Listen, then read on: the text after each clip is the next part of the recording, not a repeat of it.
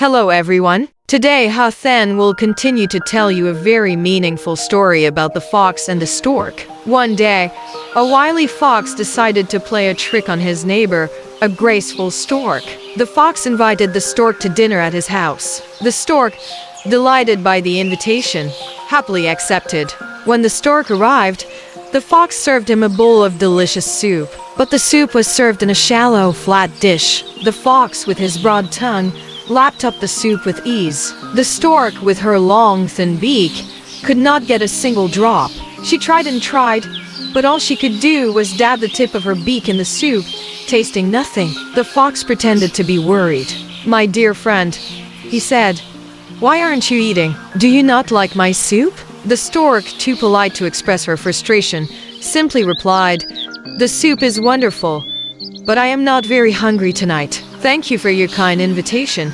She left with an empty stomach, but her pride was intact. A few days later, the stork decided to invite the fox to dinner. "You must come to my house tomorrow night," she said. The fox, remembering the trick he had played, eagerly accepted. When the fox arrived at the stork's house, he was greeted with a magnificent feast. The stork had prepared a delicious meal, but she served it in a tall, narrow vase with a long neck.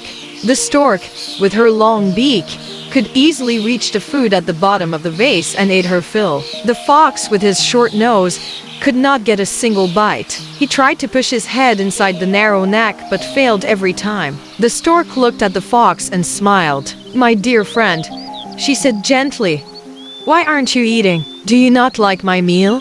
The fox, humbled and hungry, could only stand and watch as the stork finished her dinner. He left the stork's house as hungry as the stork had left his, and with a deep sense of shame. The moral of the story: this fable is a classic illustration of the golden rule. Treat others as you would want to be treated.